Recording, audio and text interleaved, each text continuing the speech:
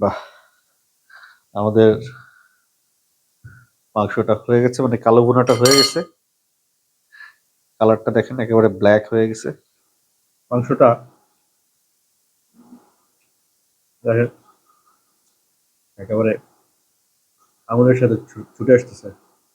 তো আজকে আমরা কালা ভুনা করতে চলেছি রাঁধুনি মশলা দিয়ে, রাঁধুনি কালা ভুনা মিক্স মশলা দিয়ে। এই মশলাটা দিলে আসলে অনেক সহজ হয়ে যায় কালা ভুনাটা করতে।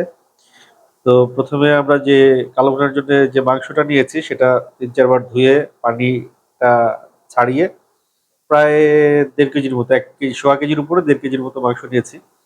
আর এই মশলাটা ২ কেজি মাংসের জন্য। সো আমরা এটার ভিতরে ২টা প্যাকেট আছে, এটা খুললে আপনারা দেখবেন।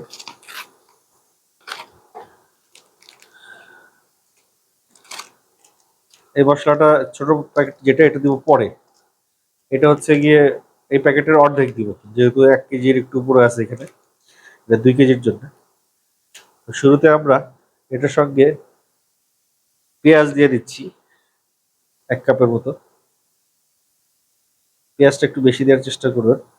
টেবিল চামচের ১ চামচ আদা বাটা, ১ চামচ রসুন বাটা, ১ চামচ পেঁয়াজ বাটা, কয়েকটা তেজপাতা, আর এলাচ, দারচিনি, গোলমরিচ, লবঙ্গ ৩টা করে হামানদিস্তায় গুঁড়া করে নিছি, সেটা দিয়ে দিলাম। টমেটো সস, এই যে কালো ভুনার মশলা, মিক্স মশলা, এটার অর্ধেকটা দিয়ে দিব, অর্ধেকটা দিয়ে দিচ্ছি। ১ কাপ তেলের বেশিরভাগটাই দিয়ে দিব, বাকিটা রাখবো ওই যে বেরেস্তা করার জন্য।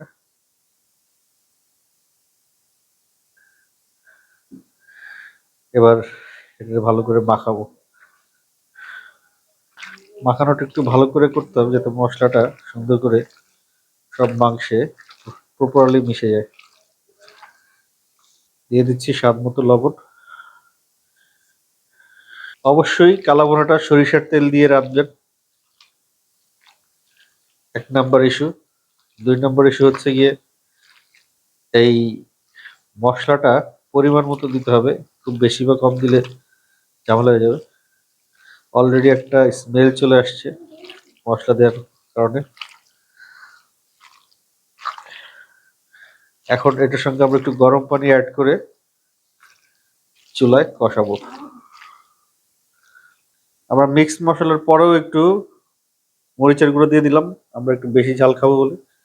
যারা ঝাল বেশি পছন্দ করেন তারা এক্সট্রা গুঁড়া মরিচ অ্যাড করে দিতে পারেন। একটু গরম পানি অ্যাড করে দিচ্ছি।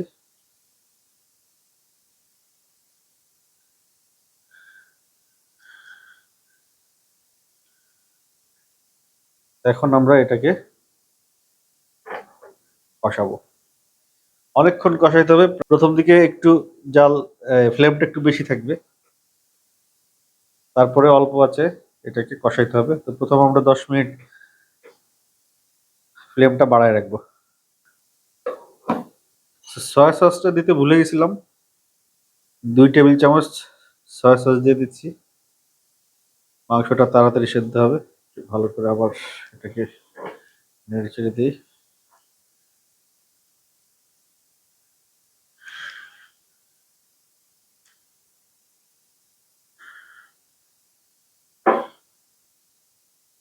দারুণ একটা স্মেল অলরেডি চলে আসছে। আহ, দারুণ একটা স্মেল চলে আসছে, ভারী সুন্দর একটা স্মেল চলে আসছে। মাংসটা মোটামুটি সেদ্ধ হওয়ার পথে।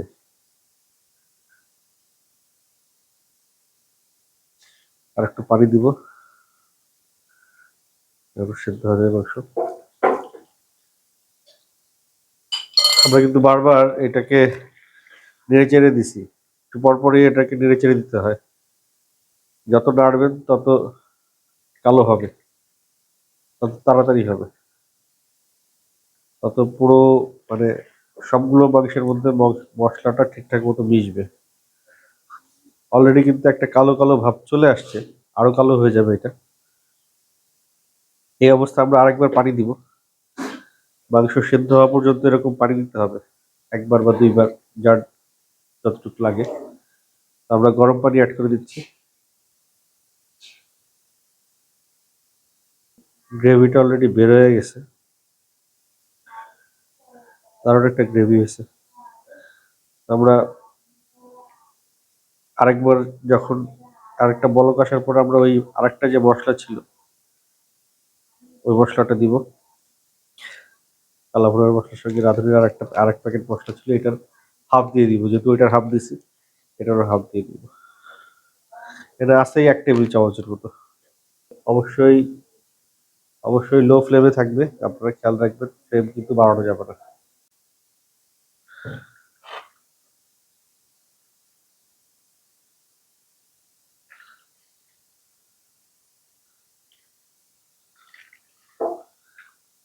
ভারী সুন্দর একটা টেক্সচার চলে আসছে, সেই সঙ্গে গ্রেভিটা হয়ে গেছে। আমরা বলছিলাম যে যখন গ্রেভিটা হয়ে আসবে তখন ওই যে কালাভুনার মশলা আর একটা দিয়ে দিব। আমরা ওই মশলাটা ওই যে যে মশলাটা ছিল ওইটার অর্ধেকটা দিব। এখন থাকে 1 টেবিল চামচের মতো। আপনার চাইলে পুরোটাই দিয়ে দিতে পারেন।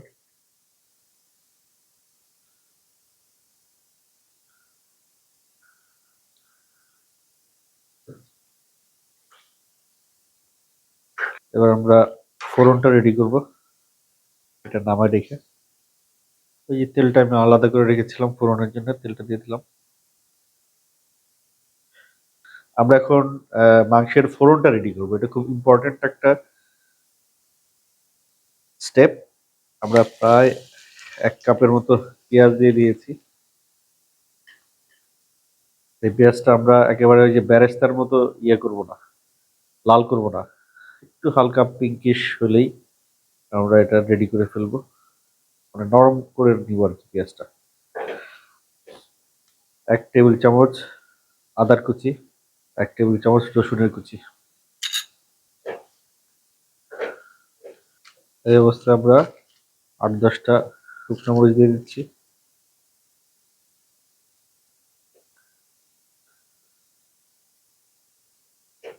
মরিচের কালারটা চেঞ্জ হয়ে আসছে। এখন আমরা যে কাজটা করব, এই কাজটা খুব ইম্পর্টেন্ট। এটা করার কারণে যে ফ্লেভারটা মাংসে আসবে সেটা একটা ডিফারেন্ট ফ্লেভার আসবে। এখন এই অবস্থায় আমরা কয়েক পিস গরুর মাংস এখানে দিয়ে দিব।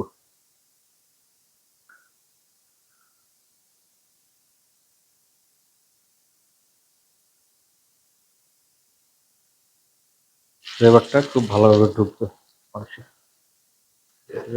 ঢেকে দিতে হবে। তো 2-3 মিনিট এভাবে রাখার পরে এই মাংসটা আমরা অ্যাড করে দিব আমাদের হাঁড়ির মাংসের সাথে।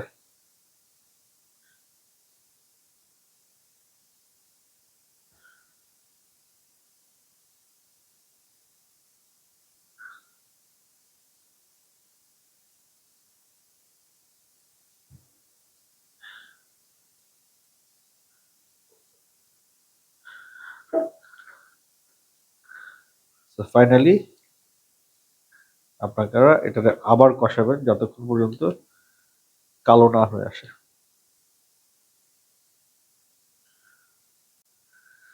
বাহ, আমাদের মাংসটা হয়ে গেছে, মানে কালো ভুনাটা হয়ে গেছে। কালারটা দেখেন একেবারে ব্ল্যাক হয়ে গেছে। এই যে আমাদের অলমোস্ট ডান। এখন এই পর্যায়ে আমরা কিছু পেঁয়াজের কুচি দিয়ে 2-3 মিনিট রাখবো, তারপরে এটা নামিয়ে ফেলবো। এই পেঁয়াজের কুচিটা একটু নরম হলে যখন খাওয়ার সময় দাঁতের মধ্যে যাবে খুব মজা লাগবে।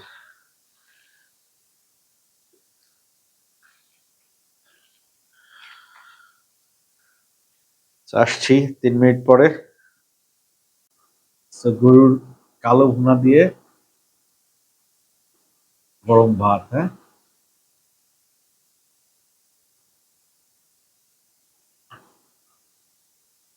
মাংসটা কিন্তু একেবারে সফট হয়ে গেছে, অনেকক্ষণ কষাইছি তো। আগে একটু মশলা দিয়ে, অনেক গরম, মশলা দিয়ে একটু খেয়ে দেখি।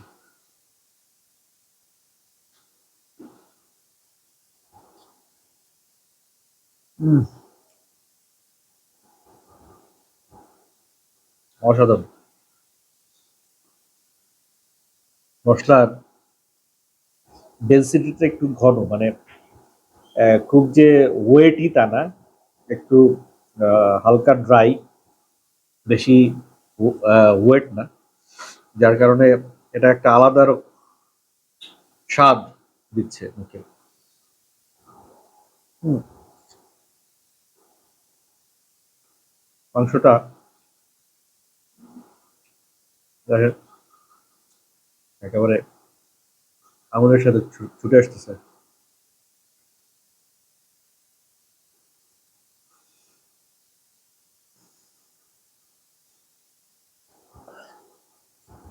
হুম, মনে হচ্ছে মাংসের প্রত্যেকটা ভাজে ভাজে মজা। আসলে কালা ভুনার মজাই আলাদা, আর মশলাতে যে একটা ঝাঁজ থাকে, ওর ঝাঁজটা কালা ভুনার বিশেষত্ব বাড়িয়ে দেয়। হুম, অসাধারণ।